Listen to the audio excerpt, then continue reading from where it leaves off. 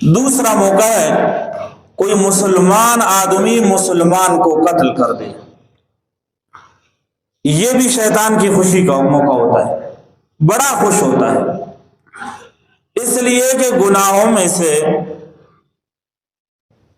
قتل مومن وہ گناہ ہے جس کی سزا ابدی جہنم ہے۔ ورنہ ہم تو یہ کہتے ہیں نا، مسلمان کبھی نہ کبھی اگر ایک دفعہ اس نے کلمہ پڑھا ہے لا الہ الا اللہ محمد الرسول اللہ، وہ ایک دفعہ کا پڑھنا بھی اس کو اتنا فائدہ دے گا کہ وہ ایک نہ ایک دن جہنم سے نکل کر جنت میں جائے گا۔ اور غیر مسلم جو ہوتے ہیں وہ ابدی جہنم میں ہوتے ہیں۔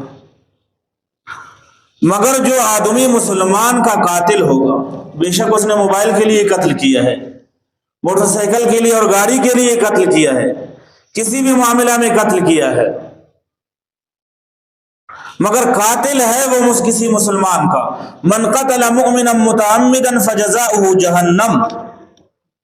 جس نے کسی مسلمان کو ارادے سے قتل کیا فجزاؤہ جہنم، اس کا بدلہ جہنم ہے، خالدین فیہا، یہ نہیں کہ خالدین فیہا کا لفظ استعمال نہیں ہوا ہے،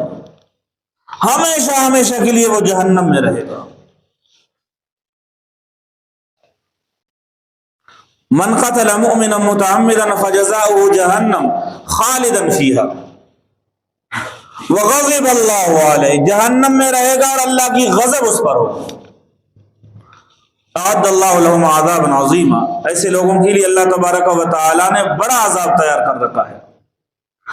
گویا مسلمان ہوتے ہوئے ہمیشہ ہمیشہ جہنم میں جو رہے گا وہ کسی مسلمان کا قاتل ہوگا، اور یہ وہ موقع ہے جس پر شیطان خوشیاں مناتا ہے، ڈولک بجاتا ہے، ایسے ٹیلونا تینا لکھٹ ہار شاغور کیسے مسلمان کم سے کم ہمیشہ کے جہنم آئینا۔